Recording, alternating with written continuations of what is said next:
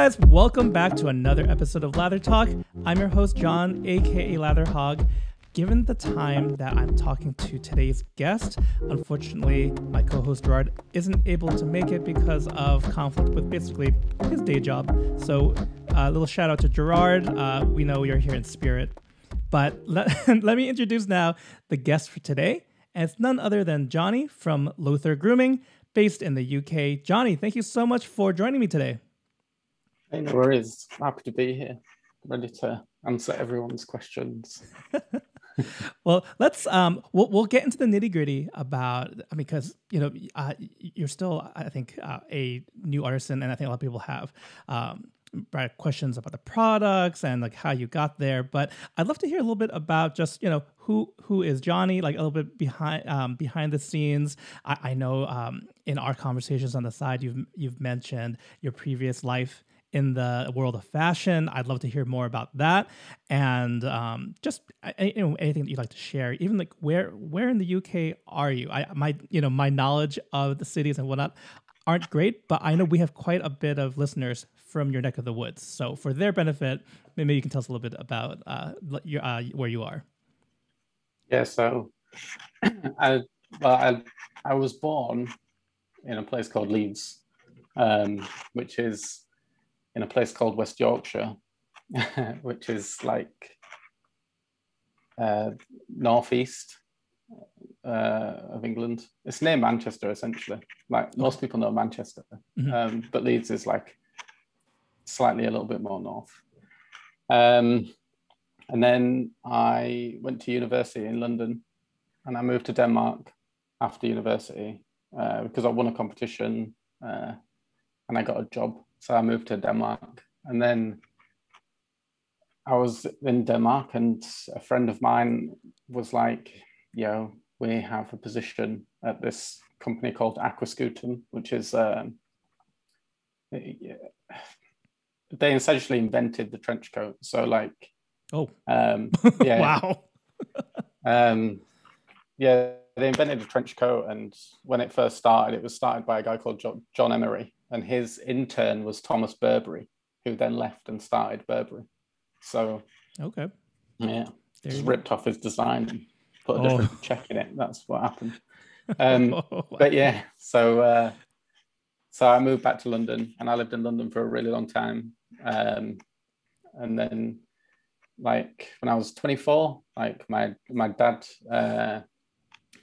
sadly passed away, and then I had to go through because it was it happened horrifically. So like I needed like mental health help. So I met a lady called Sarah, who was my psychologist, and she essentially talked me into incorporating like time to myself, essentially. But like, because I was in fashion, which is like stressful, even when it's quiet, like I needed to like fit things in. So I would jog the second I like on the way home from work, or like and then at the same time I was trying to have baths to like chill me out. Yeah. Like, you know what I mean? But like in the bath, I'd shave, and I'd always my neck would be red raw, and it was like classic cartridge razor, goo, or I'd even buy like high-end stuff from like the department stores we have in London, and like nothing had really worked. Like it was all terrible. Do you know what I mean? Like I spent like £40 on a really tiny bottle of something from certain brands, and it was dreadful. It just didn't work. So I was like, well, there must be a better way. And then I Googled it, and Nick Shaves popped up. Excellent. And IMCDB, but he wasn't called that then. He was called iLather. Yeah, he popped up. So I watched theirs, and they were like talking about how it was good for the skin, and like Nick in particular would be like, it's got one blade, so it's like less cause for irritation, so on and so on and so on. No, I just got into the hobby and I sent a brush to J.R. Reyes. Um, and he kind of set me off on my journey. It was like this basic little plastic brush thing. And like, it just looked really cool. And he made it look fantastic, obviously, like he always does.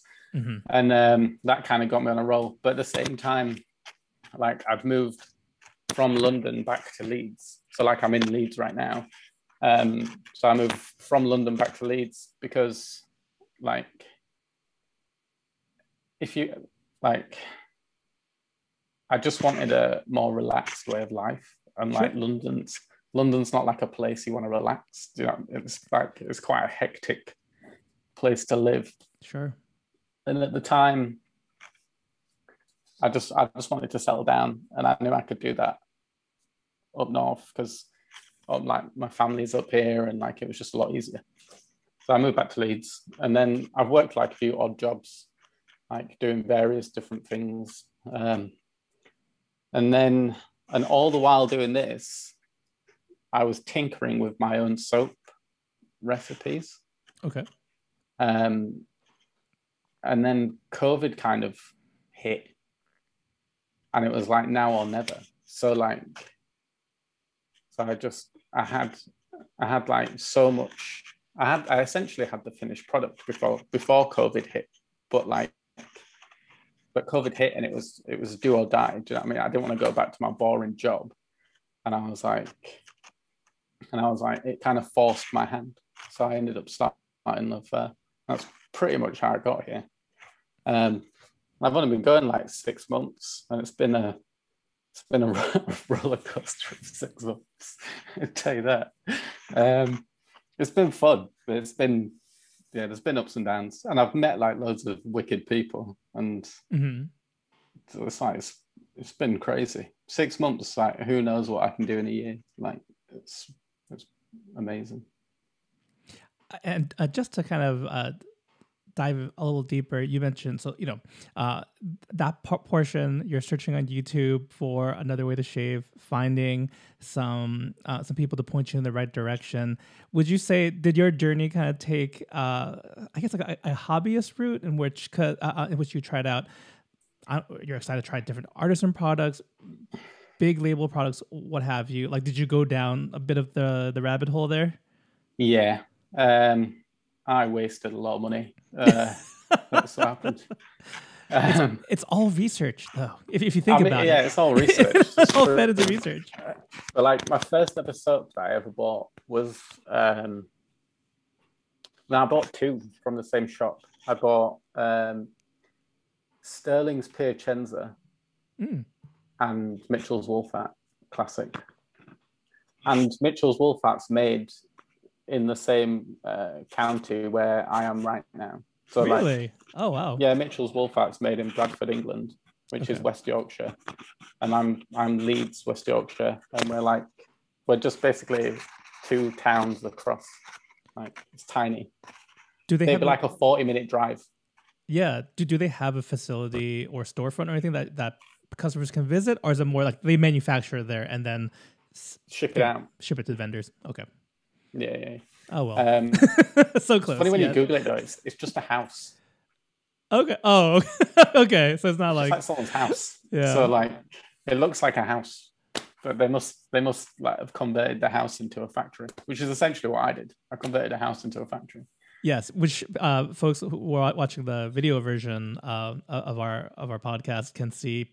That's Johnny's backdrop. That's the work reporting in from the workspace. Yeah. I've just finished making a batch of tears. And earlier than that, I'd finished making Dave. So I've just got 2 new European accounts. Oh, congratulations. For all the European listeners. Yes. That's I'm great. Coming. It's just taken a while. But I'll be there. I think these ones are in the Netherlands and Germany, which is cool. Nice. I just need one in Italy because my website, I can look at where the countries, like what you were doing last week with your Lather Talk, like where you were looking at the countries. Oh, where those listeners are coming in from? Yeah, I can see the countries on my Instagram and on my website, and some of the countries, I'm like, Well, it's my ignorance, but some of them I didn't even know countries. So I was like, I was, I was blanked. I was like, is that even a Yeah. place? Wicked.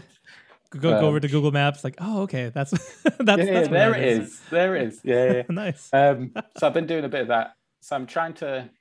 The cool thing about going into Europe though is like Europe's so vast Yeah. that like there's like little pockets in each country, like that you can go into, which is really cool.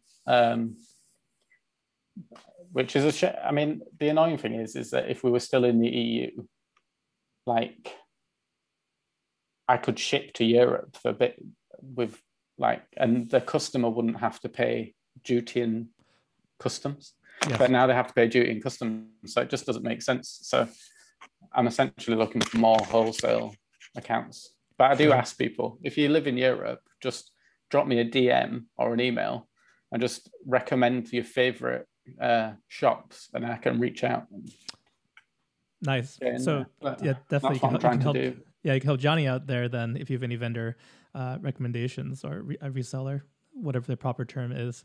Oh, Jonny, I forgot to ask you if I even, because given the spelling of Lothur Grooming, what is the proper pronunciation? Because I know a member of Discord was joking around a little bit, but just to humor us, how should that be properly pronounced? Well, he was talking about a Norwegian thing called Oystein, and like the right. is different in the different Nordic countries. Oh, okay. I mean, that makes sense. So I get the inspiration from Denmark, which the O is U. Oh, okay. So Luther would it's be Luther, yeah. But like, I'm happy for everyone to just say Lothar. It's fine. Like, the one person that says it, like, got it bang on. Yeah. The first time he read it was Johan in Sweden. Oh, nice.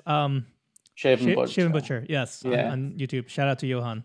Yeah, like he the second he said it, I was like, yeah, that's correct. But like, nice. But I know that it's not an easy one to say. So like, as long as you knew once Americans got their hands on it that we were gonna butcher the crap out of it. As long as you're okay with that, it's not a means of a matter of disrespect. I sensed it. You sensed it before launch. But like, I mean, I don't mind. Like, you can say it any way you want, really. But like, I did put like a phonetic thing on my Instagram where I was like, I just tried to make it easy for everyone. So I made it as like English as possible. So I just put low fur. Yeah. So like people knew.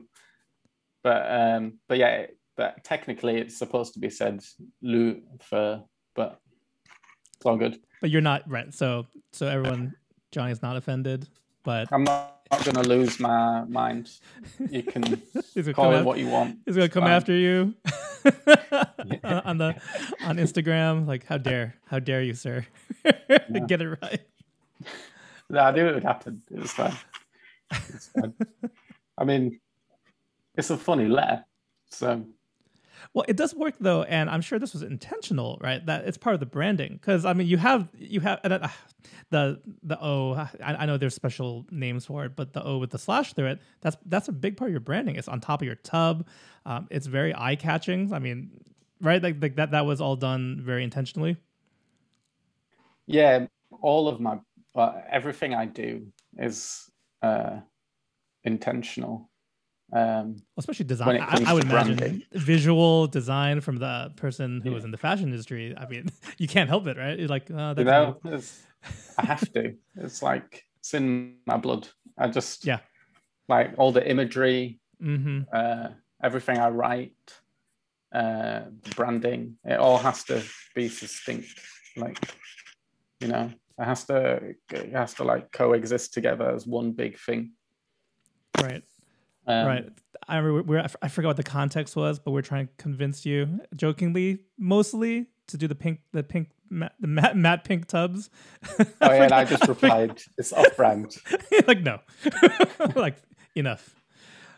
People kept asking me that. The only difference, the only one that I have succumbed to, and just because it's a commission, so like, you know, if someone commissions something, I'm happy to like oblige. but it's the release of black for the razor company. It will have a top sticker, which okay. I've teased on my Instagram. Yes. Again, it's dark and morbid, like, you know, classic. Like, yeah, like I get like really random messages from like photographers and stuff, and they're like, show me their portfolio, and it's all like really nice and polished, and like their pictures are beautiful. They're very talented, but I'm like, it's not. I'm like, it's not dirty enough. I'm like, it's not. I was like they were like, oh, I can Photoshop it to look dirty. I was like, yeah, maybe. I was like, it's just too polished. They were like, you don't want it polished. I was like, no, I don't want it polished. So you want a little more grit to it. Is that, would you say, because sometimes we talk about music, like, you know, your affinity for punk, right? Like something super clean doesn't really fit into that the punk or even just like punk inspired aesthetic, right? Yeah, exactly. Like a lot of my inspiration, like, so weirdly, actually, my inspiration comes from the city that I grew up in. So like, okay. So Leeds is it's very rarely sunny. It's always grey. Like it rains a lot. And it used to be like a really industrial town. So all the buildings are quite austere and a bit they're quite harsh, like, and a bit rugged. Yeah. And like in fact, back in the 70s, it had like the biggest population of like goths. Like really? Yeah. And it's just got quite a dark history. And like it weirdly creeps into a lot of my design. Like even when I was in the fashion industry, I was like, I would deliberately destroy things just to see how it looked. Like someone's like, do me a nice cashmere jumper. I was like, okay. And then I'd do it in white, and then I'd like garment dye it so it looked like it'd be beaten up for 5 years before people had actually bought it. And I was like, yeah, this is nice. It's comfy. But like, it's just my aesthetic, I guess. But it does come from like punk, grunge, like kind of a bit rebellious, a bit brutalist, like architecture. Like in London, there's a place called the Barbican, which is it's probably one of the most ugliest buildings you'd ever see. But I kind of love it for that. Okay. So like it just you can't miss it. Like it's ugly and it's there, but it's kind of beautiful at the same time. That's kind of what inspires my designs, I guess. No, that's cool. I mean, it's I think it's a distinct point of view, but I just like how it ties into, like you said, it ties into where you grew up and where you are right now.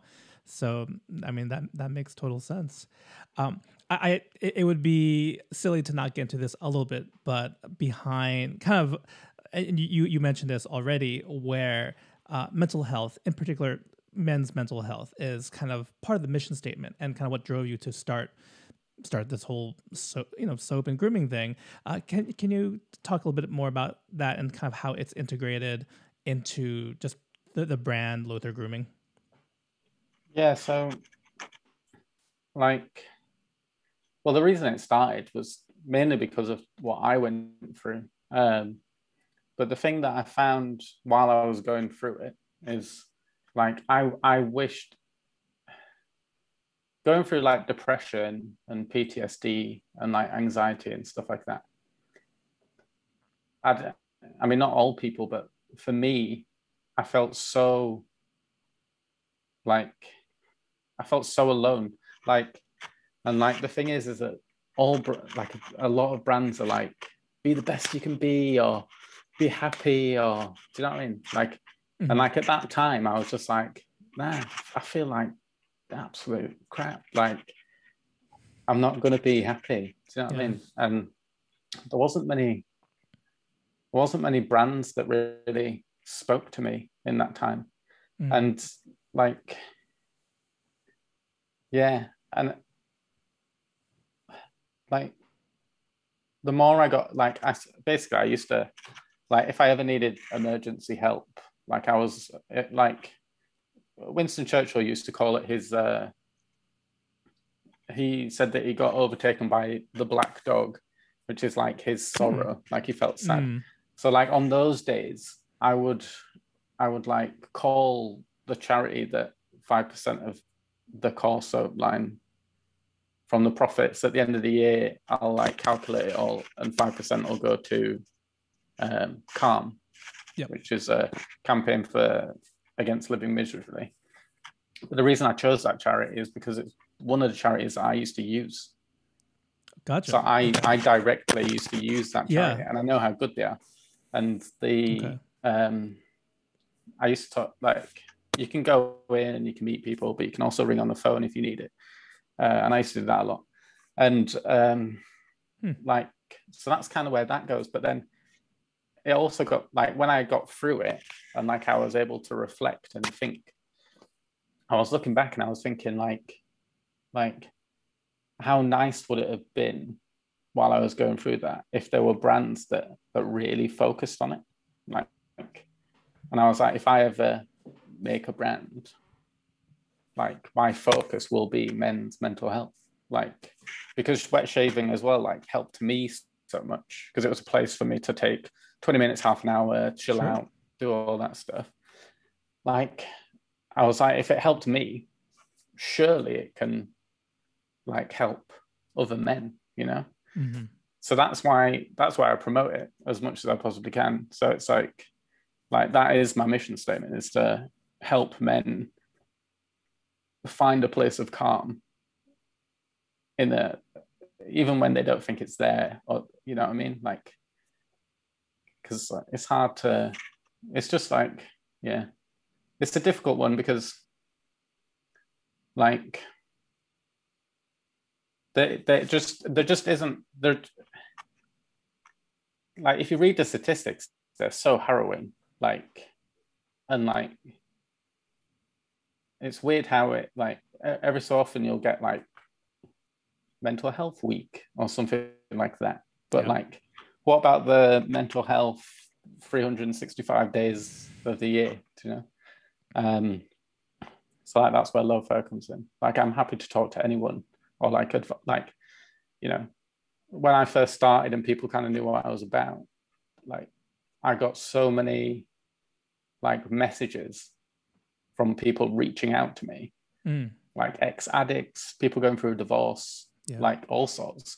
And it crushed me. It was like, it was the most beautifully overwhelming sense of, well, it was like pride and like sorrow mixed together. It was weird. But yeah, that's kind of like my mission statement, basically. I just want to help men, really. And my girlfriend, like, she did all the copy and on my website and my Instagram. Oh, nice. And like, it was funny when I was talking to her about it, and she was like, why? Like, because she is in advertising. Okay. Like, she is a copywriter in advertising, so like, it's very helpful for me. But like, excellent. But she was just like when I told her my ideas, she was just like, oh my god, like 100%, like, this is such a good idea. Like, do you know what I mean? Yeah. And like, she's like such a driving force, like, behind me, like, you know. So like, yeah. And then all the people that reach out to me, like, they just spur me on. So it's just, yeah. That's great. Well, thank you so much for sharing that. I know it ties into your personal story. This is obviously can be a heavier topic for some, but I'm glad that I think part of it is normalizing it, and I think that's kind of what you're getting at, because you know, depending on your background, a cultural background, ethnic background, I can speak for the Asian American community, the Asian community. It's not this, you know, like talking to a therapist, which I'm glad to say that's kind of, you know, normal when someone like a friend or whatever just says, oh, you know, my therapist and I, blah, blah, blah. But that I in some circles, and clearly not just the Asian community, but it's tough. Like it's seen as a sign of weakness to have to, and then to go outside your family, or, you know, that kind of like to air your dirty laundry or whatnot. So I do just want to kind of affirm what you're doing, and in case anything we're talking about today, I'll be sure to leave in the show notes too, because you mentioned CALM, the organization that helped you, and that part of the proceeds for Lothur Grooming go to. I'll be sure to leave some links, so for suicide prevention, depression. In case this is stirring anything up in anyone, it's totally don't just keep it bottled up. I think is the exactly. big thing. But don't it's got bottle worse it up now because of lockdown. Yes. Yep. The effects it's like of a COVID. real thing now. Yes. So if there's ever a time for people to swallow their pride and reach out. Yep. Yeah, totally. So definitely want to affirm people, if any of these things kind of sound like what you're struggling with, please do reach out to a loved one, but also I'll be sure to link folks where they can get help, because I think there's in the US too, for sure, there are places where if you just need someone to talk to, someone to listen to, and be with you in whatever you're dealing with, that service is there. So, and I'll be sure to link CALM as well, Jonny. Yeah, wicked. Thank you.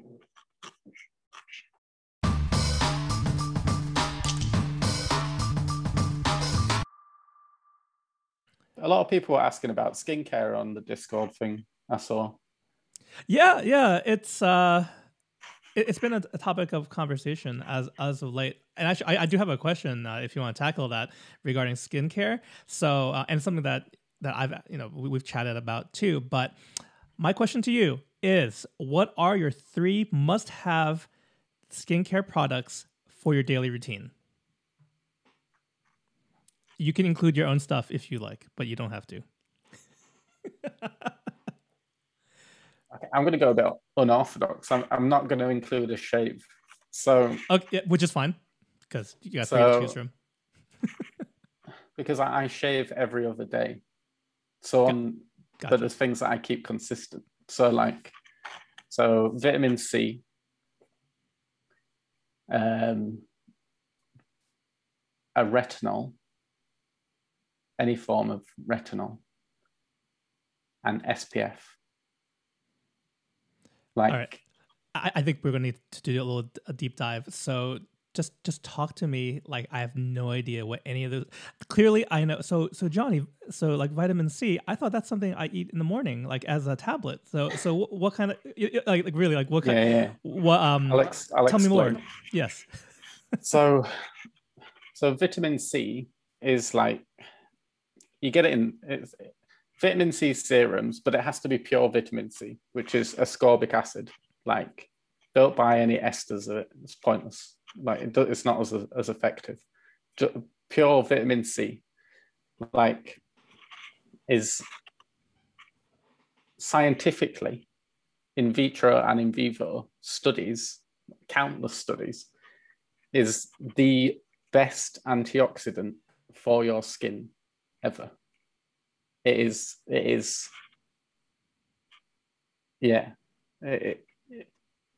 Every skincare routine should incorporate vitamin C. And the best time to use it is in the AM, because it increases the efficacy of an SPF. So it makes the SPF better, essentially. Because antioxidants, they're good at fighting against free radicals, which cause your skin to age and stuff like that. But it also brightens your skin. So my skin's shiny. I have very glowy skin, but it's not that I'm oily. It's just I just look after it. Gotcha. Yeah, it glows. And then a retinol, which is vitamin A.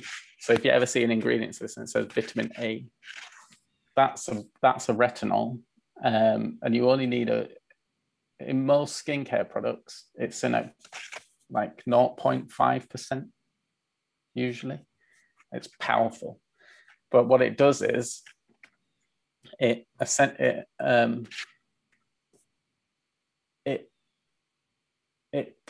helps your skin produce more collagen. but it's really one of the only ingredients that's proven to do it. So you only see anti-aging stuff. Yeah. Like the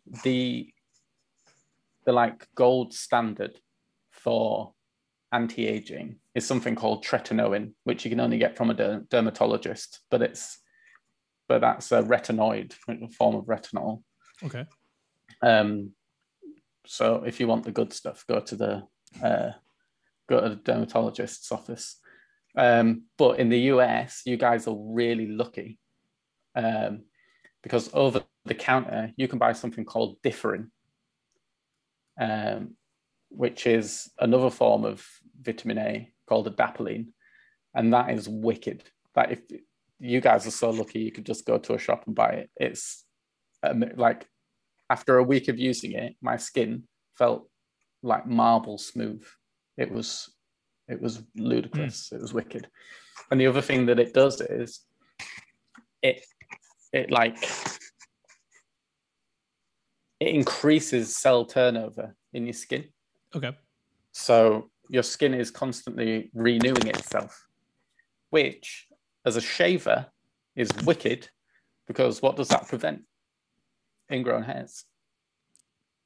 So if you just, and over time, you'll have less wrinkly face, which is always a winner as you age. Yeah. I mean, I'm 30, but I started early.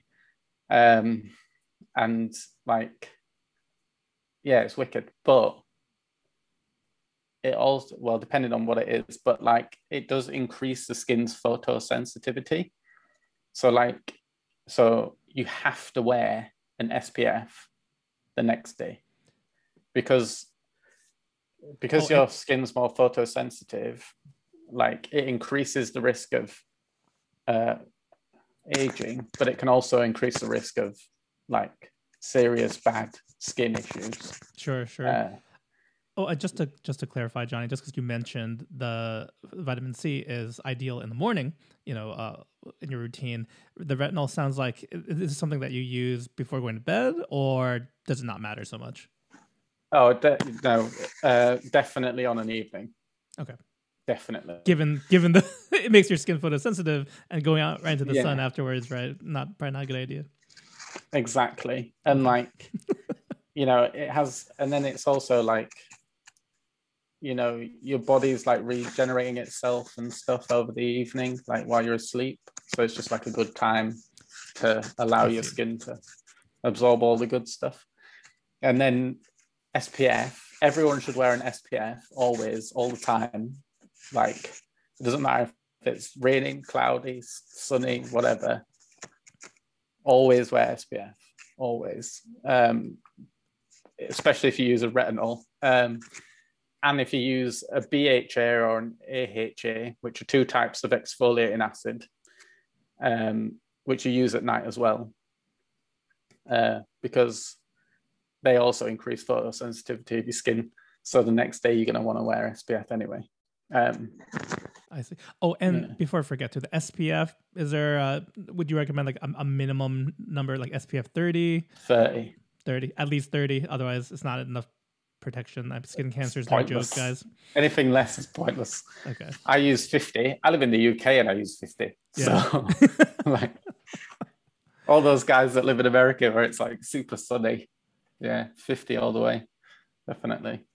But like, yeah, the best brand though is a brand called La Roche-Posay. And they make a sunscreen, like a sun cream for your face. And it's like, I don't know how they've done it. Well, I do. It's wicked formulation, but like it's non-tacky. So you put it on, and it's just like, it's wicked. It's like, well, thank you so much for sharing. And sorry for putting you on the spot I know you're trying to at least give it a little, like in a nutshell, what each product's trying to accomplish. But I think for skincare and guys, we're talking about, normalizing mental health, also normalizing taking care of your skin. It's not just for the ladies. If that's kind of your mindset, I think. Well, the thing is that if you feel like you look good in yourself, you feel good. So like, it helps with the mental health. True. True. Self love, yeah, and like a positive self image, all good things. Yeah, my girlfriend makes me watch RuPaul's Drag Race, and there's like a phrase that they always use, and it's like, if you ain't gonna love yourself, how you ain't gonna love somebody else, like that. And like that is so true. It's true. Yeah, it's true. It's sassy but true. Honest, every Thursday she like makes me watch it, so it's funny. I do enjoy it. But it's a very popular program. yeah. Nice. Since that was kind of well, no, that wasn't a listener question, but I do have a listener question for you, which kind of it brings us back to an earlier part of the conversation. And this is from Sloppy Badger, and he had a question about your customer base locations. Would you say that it's mostly European? Is the U.S. the biggest market? Like, what's it look like right now for you? I would say it's about a 35 split UK and America. And then the rest of the 30% is like a mixture of really random places around the world. Yeah. Like South Africa, Europe, Hong Kong, like those kind of places. But okay.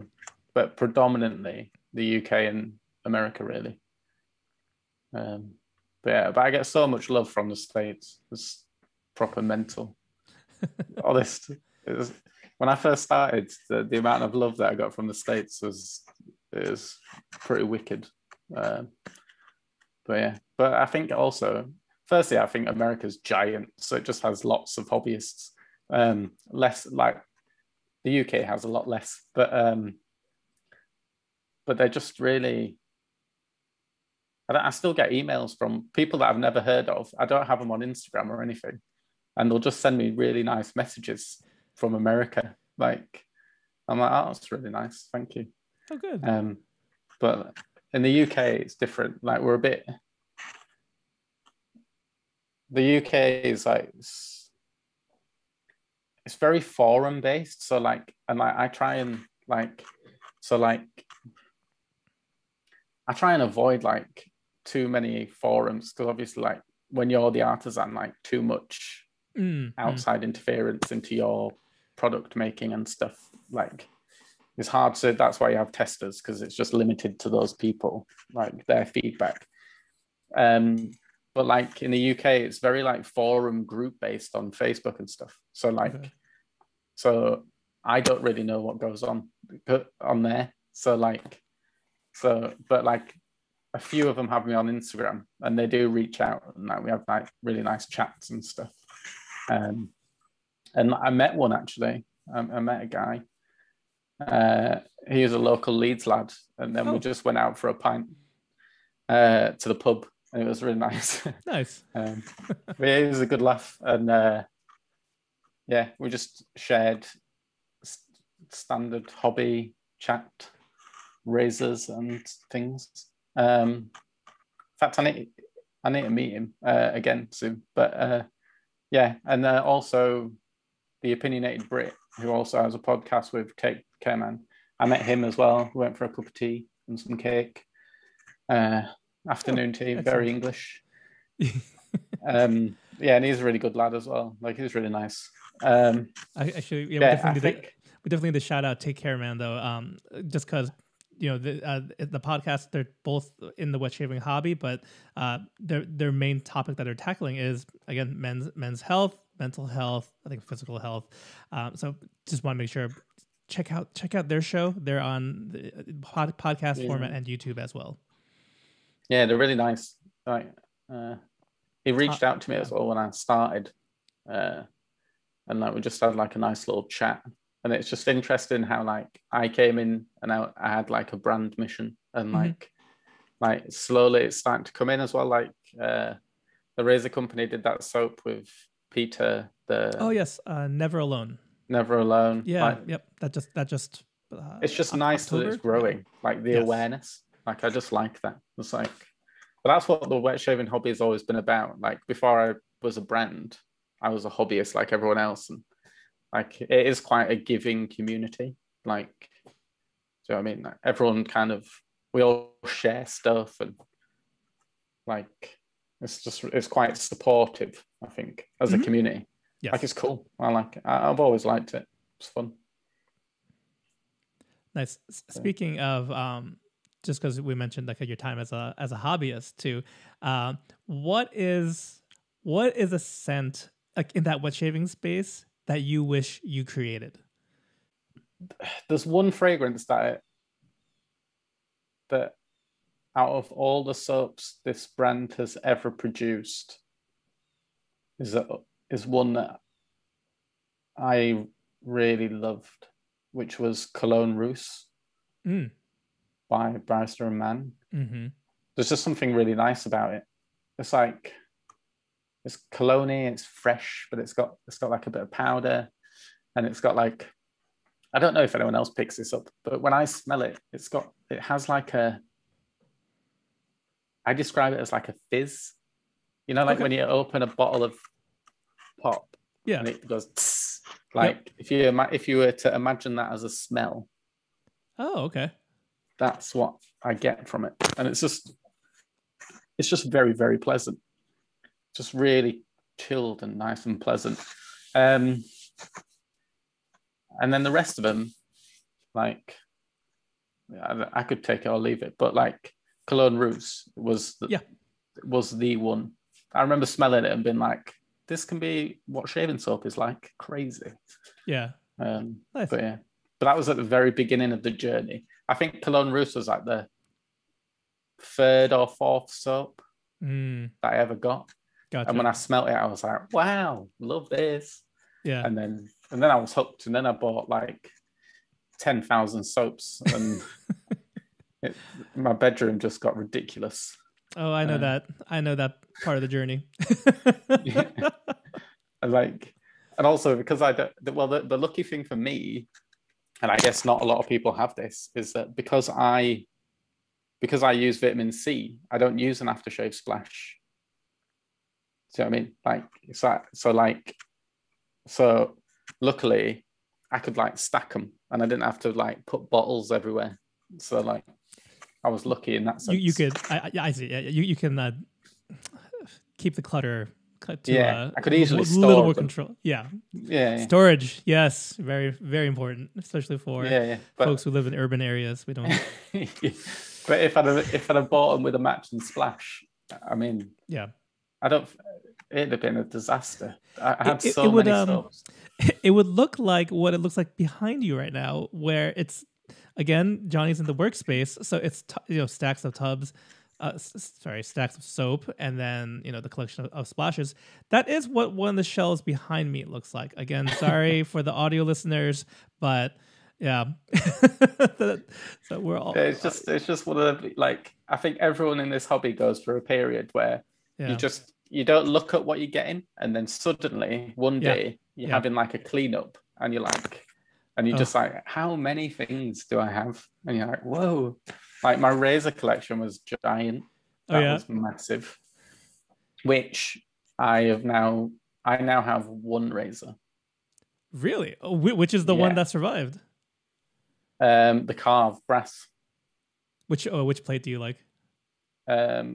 Depends. If I want like a really quick shave, I'll put the plate B in, and then if I have like a bit more of a chilled out shave, I'll use plate A.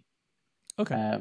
But that's because my skin is just, it's like as delicate as a balloon. It just I can't anything heavy in the B. And like my neck is just on fire. So the G open comb is not in your rotation of use then. Did you? It's like I had what race was it now? I had the Rex. The Rex Ambassador. Oh yes, that thing is.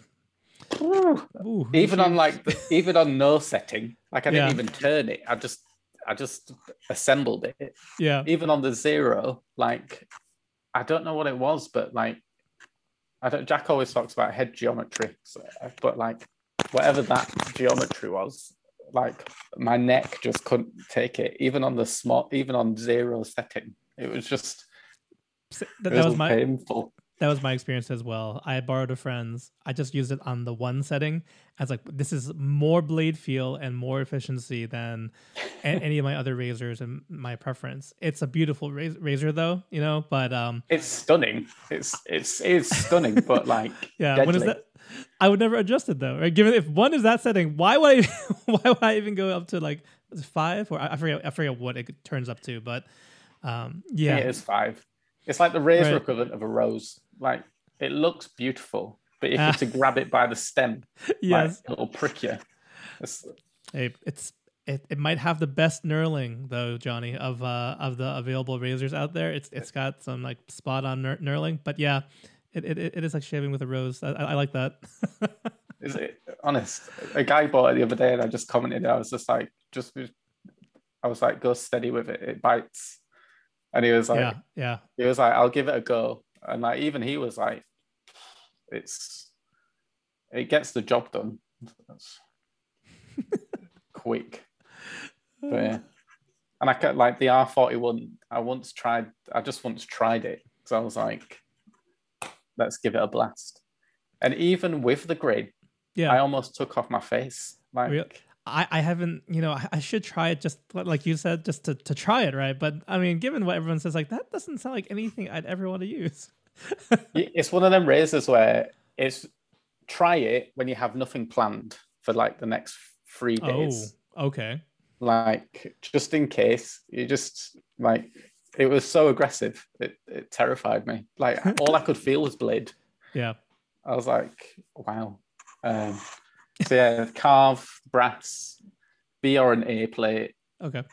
And I'm set for life, I think. Like I love that thing. The only razor that I do want to try. Yeah. For 3 reasons. Firstly, it looks beautiful. And secondly, I love the ingenuity that went into it. And thirdly, the place where it's from is one of my favorite cities in the world. Okay. Is the Tatara adjustable. Yeah, the Muramasa. The Muramasa, it's wicked. Love that thing. Can't afford it, but it's beautiful. But like when I was in fashion, I used to go to Porto like all the time because there's loads of factories there. Okay. And I just fell in love with the city. And then when I found out there was a razor company there, I was like, this is cool. And it looks stunning. I love the like little dots. Yep. Kind of like a golf ball looking. Yeah. Yeah. I can see so cool. That design would definitely appeal to someone with, I think, who kind of cares about aesthetics. It's a little more modern looking than some of the other razors. It's very modern. So the Muramasa being the the adjustable, but actually I think you might like the Masamune too, especially like for some reason. So the Masamune comes in dark, so it's like a matte black. It pretty much is like made to match the tubs that you use, but it is a very, very nice mild razor, but it still gets the job done. Are you working from home? Are you lonely by yourself? Are you sick of that Slack channel with that stupid person that's really annoying by sending really dumb memes and gifs unrelated to the channel? Well, jump on the Lather Talk Discord, where we have a lot more of those, but at least it's not for work. That's Lather Talk Discord. Check it out in the link below. I definitely want a chance to ask you, Johnny, can you give us, either like a teaser or just share with some things that are coming up? I know we mentioned some exclusives from the razor company, so definitely would love to hear a little bit about that. But anything else you'd like to tease for the audience? Yes, I'm currently working on 2. Well, there's the base, the magical base, and V3, which I don't know what I'm going to call yet, but okay. I might just give it a really stupid name and just maybe people can do that.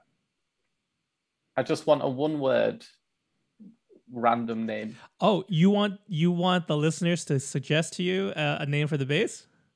Yeah, just go ham. Just all right. Go as weird as you want. I don't really mind. Like, or it could be like letters that mean something. Oh, like an acronym. Like an acronym, yeah. I like Go that. crazy. I like acronyms. Okay, so there you go. Message Jonny maybe over on Instagram. Yeah, Instagram's best. Okay. But yeah, it'll be my birth. I don't know whether to launch it before my birthday or on my birthday. I'm not sure yet, but there's that coming up. And then just looking at all my perfumes and bottles. Oh well, you want to give a quick little like snippet for the Razor Company releases, because that's coming up soon, right? Yeah, that's it. I mean, is it? Are we looking at it? Okay. Yeah. In fact, I can talk about it a little bit. Yeah. So smelling it, I don't know why I'm smelling it. I know what it is. Like, I mean, No, it's you want to jog the memory.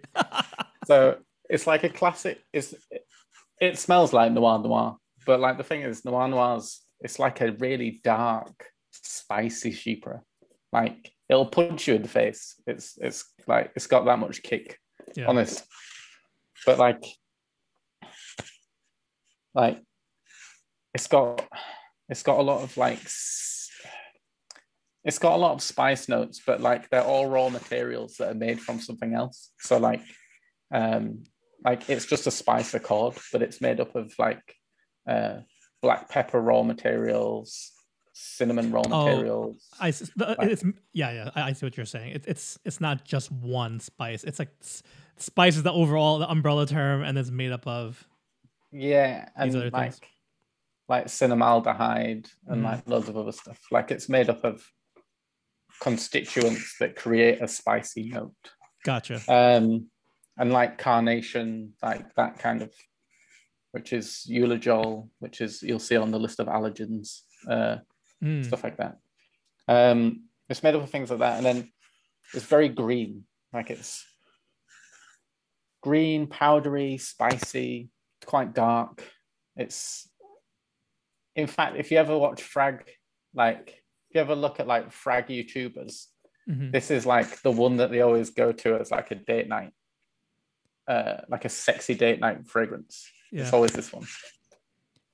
Well, I remember looking up, I think after you or the Razor Company mentioned that's the, what do you call it, the inspiration, and it's listed, Noir de Noir is listed as kind of, I think I found out on one of the top 10 like most well-known chypres, because I feel like that's in shaving, at least we talk about fougere a lot, so I think at least anyone in the hobby has come across that term. But chypre, I see it a lot, but I don't have I don't necessarily have a go-to reference point for it yet. Like Barrister Man has Le Grand Chypre and Le Petit Chypre actually, and there's other scents that are chypres, but we just it's just not as familiar. A lot of chypres are, if you look at the most popular chypres in perfume, a lot of them come under feminine fragrances. Oh, do they? Okay. Maybe quite a lot of them. Like Chanel does a lot. Like, okay. Do you know what I mean? Like, but I mean, I don't. Masculine, feminine, everything's unisex to me. Do you know what I mean? Like in perfumes. Yeah. Right, it's a bit of like dated terminology, but at the same time, like just for broad strokes. Well, it's marketing, isn't it? It's marketed towards women. True. It's marketed towards men. But like, actually, who do you get? You get an actress to be the spokesperson for it. Yeah. Well, I love Iris, but like, Iris is mainly used in female perfumes, but like, I love it. So it's like. I'm glad to say that is one though that we're seeing more in quote unquote men's fragrances more, like especially with like like Dior, Dior and what Valentino. Dior Homme does it. Prada's been using Iris. Prada does an Iris Cedar, and it's really nice. Yeah, so some designer heavy hitters are integrating that note more. Yeah, I mean Iris is lovely. I love Iris. Yeah, there are things that I will never be able to do in perfume. Like there's a chemical that I like is in my favorite perfume. So my favorite perfume is Le Duvet by Frederic Malle, by my idol, which is Jean-Claude Elena. Okay. But it uses something called heliotropin. And in the UK, in order to use heliotropin, you need to register with the Home Office, so the government. You have to, whenever you use it, you have to update them with the amount used and how much you have left. Like it's really like a controlled substance. Really controlled, yeah. Oh wow, it's shocking. But the reason it's because it's used to make MDMA. I was gonna say there's some alternative use that is causing that. Oh man, that's unfortunate. But it makes things like heliotrope smells wicked. Like it's like one of my favorite. That's one of those notes that come up, right? And it'll be in the write-ups, but I'm actually not sure. Like, again, I don't have a reference point. I just know I see it. I see it. Yeah, you'll see it and you'll just think, like, okay. You know what I mean? But it is beautiful, and like, but unless I grow considerably, and like, you know, I have like a massive full operation, like, I won't be able to buy the quantities and get the permits. So it's like it's really hard, but. One day. But I love that stuff. Since we're talking about a bit about like perfuming and fragrances, there's a bit of a trend where wet shaving artisans are introducing eau de parfums, eau de toilettes, whatever, into their lines. Is that something that you would ever that you thought about, or nope? That's a quick no from Jonny. Yeah, no. Like I will like. I know a lot of artisans do it, and I can see why, because it like perfume, shaving, like it kind of aftershave, it kind of links together really well. Yeah. But for me, like if I was ever going to do a perfume, I would want it to be. I'd hire a nose. Do you know what I mean? Like, gotcha. Like, I'd want it to be so. Because the thing is, like soap perfumery and actual perfumery are two different sorts of perfumery. Like, you know, in a soap perfume, you can have how many raw materials? Like 50, maybe. But in a perfume, you can have easily up to 3,000. Like, I see. It's so complex, and like the scale just. It's an art. Like the people, like this is the thing about an artisan. Like a soap artisan, like you know, we make wicked soap and creams and aftershaves and whatever, but like perfumery is its own thing. Like it's a different beast. Like it's an art form. I mean, we idolize them. It's an art form, right? Like in wet shaving, there's a big thing for Spice Bomb, isn't there? The Victor and Rob Spice Bomb. Yeah. Like, there's a few dupes of that. But the actual perfumer that did the original Spice Bomb, a guy called Dominic Rupion, like he's been in the perfume industry years, and like he's like the grand wizard. Like he's just this master of perfumery. Do you know what I mean? Like he's wicked, and like no one will ever like surpass that. It's just, you know what I mean? Like no one has his nose, so like like it's but like and a soap artisan, like we release things that smell good in a soap, but it's just a different, like it's a different thing. It's just so different. But I want to go more down the skincare route. So like the plan for me is to start my own skincare brand. Well, separate from Lothur, or no, expand Lothur. So like gotcha. I would go, instead of going into perfume, I'd go into skincare. Okay. So like Aesop, like these kind of things. So like my goal is to, because I've done the splash now, I'm currently working on a cream, which cream as in, you mean for the post shave, or cream as in like a shaving cream, like a balm, okay, like a balm.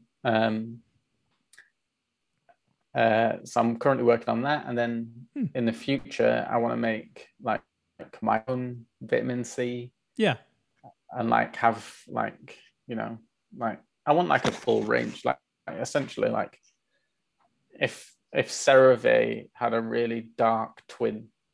Yeah, like just invert the like colors, invert all the colors of the products, like, and that's yeah.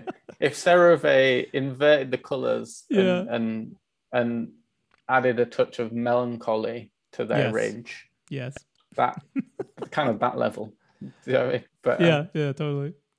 so like that's the direction I want to go in, rather than the perfume way. Okay, that makes sense, and almost like it's. I'm glad we kind of got into a little bit of skincare. Just I because think it's more that I know my limits. I think that's it. Okay. I know I'm not a perfumer. Do you know what I mean? Like, so it would like, and I love it, but I'm happy to sit on the sideline and just apply it rather than try. Gotcha. And do like some crazy eau de parfum perfume magic thing, because it just won't happen. It'd be a disaster. Basically. Yeah. But skincare is more my passion, I think. Well, Jonny, thank you so much for coming on today, and for giving us a little preview of what's coming. I think I'd be pretty excited for a skincare line expansion, so we'll keep an eye on that. And obviously, the aftershaves, which I had the pleasure to use, along with the newish scent Namka. So it was just really solid scent. I was able to kind of go out my comfort zone with it. Really enjoyable, but it's been such a pleasure to talk with you today, and to find out a little bit more behind the man, behind Lothur Grooming. So so thank you so much. Yeah, no worries. Always a pleasure. And just everyone send me those crazy DMs of names. That's right. Yes. Thanks for the reminder. Yeah, thanks for having me on the podcast, obviously. Oh, of course. My pleasure. But yeah, be sure to message Jonny over on Instagram. And we'll again have those links below.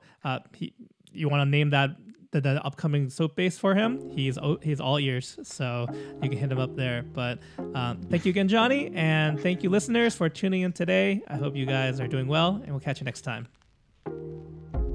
If you enjoyed what you heard today, you can help us out in a few ways. First off, if you're listening on Apple Podcasts, please consider leaving us a 5-star review, as this will help us with the algorithm and getting the show suggested to your fellow wet shavers and those interested in this little area and hobby of ours. Second, if you're watching us over on YouTube, please be sure to hit that like button, and if you haven't done so already, please consider becoming a subscriber to the channel. We also have some Lather Talk merchandise up on our Etsy page, and of course there is the previously mentioned Patreon. You can find links for both of those over at www.lathertalk.com. Again, that's www.lathertalk.com. We hope you enjoyed today's show and that you'll join us for the next episode.